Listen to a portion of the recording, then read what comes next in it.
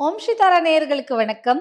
சூரியகாந்தி பூனாலே எல்லாருக்கும் பிடிக்கும் இல்ல?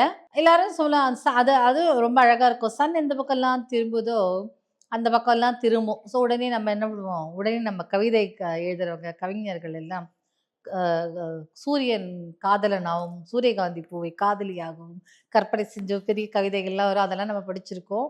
ரொம்ப கியூட்டா இருக்கும். இதை தாண்டி சூரியகாந்தி பூல வரும் விதைகள் இல்ல, இந்த விதைகள் ஒரு பூக்கு கிட்டத்தட்ட 2000 விதைன்னு சொல்றாங்க. கன்ஃபார்மா எனக்கு தெரியல. பட் இந்த விதைக்கு ரொம்ப ரொம்ப ரொம்ப அதிக ஆற்றல் இருக்கு.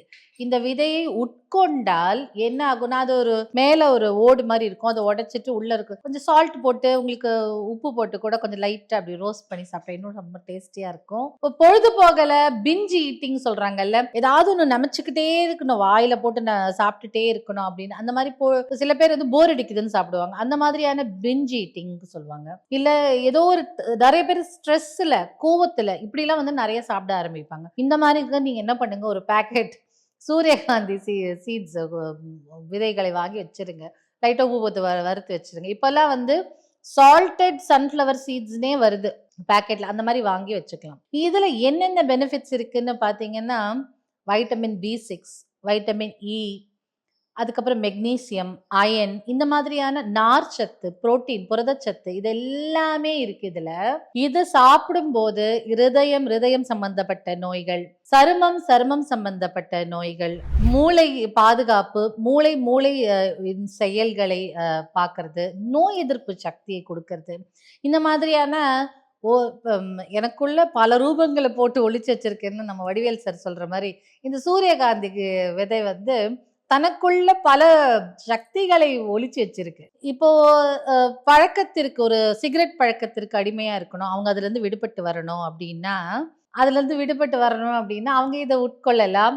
ஒரு நாளைக்கு 10-20 கிராம் தொடர்ந்து சாப்பிட்டால் நல்லது. ஸ்கின்னும் நல்லா பளபளன்னு இருக்கும். ஏன்னா அதுல ஆயில் டெக்ஸ்டரும் இருக்கு இல்லையா, அதனால. அதுக்கப்புறம் வைட்டமின் E இருக்கு அதுவும். அப்புறம் இது வந்து எந்த வயதுல உட்கொள்ளலாம் பாத்தீங்கன்னா, சிறு குழந்தைகள்னா தோண்டு குழந்தை, 1 வயசு குழந்தை கூட சோக் பண்ணும், அப்படிலாம் இல்ல.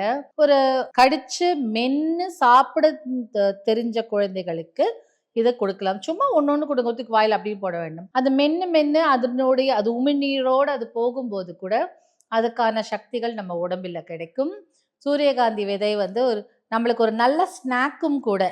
ஏதாவது ஒன்று சாப்பிடணும் போல இருக்கே அப்படின்னு இருக்கும்போது டக்குனு அது வாயில போட்டுட்டோம், அதுவும் கொஞ்சம் இன்ட்ரெஸ்டிங்காகவும் இருக்கும், சாப்பிட்டுட்டே இருக்கும். அதுவும் ஒன்னொன்னா உடச்சி சாப்பிடும்போது இன்னும் இன்ட்ரெஸ்டிங்காக இருக்கும், டைமும் எடுத்துக்கும். ஸோ ட்ரை பண்ணி பாருங்க. ஒரு டெய்லி உட்கொண்டால் தானே தெரியும், அந்த மாதிரி கொஞ்சம் உட்கொண்டு பாருங்க, ட்ரை பண்ணி பாருங்க, அதனுடைய பலன்கள் உங்களுக்கு என்னன்னு தெரியும்.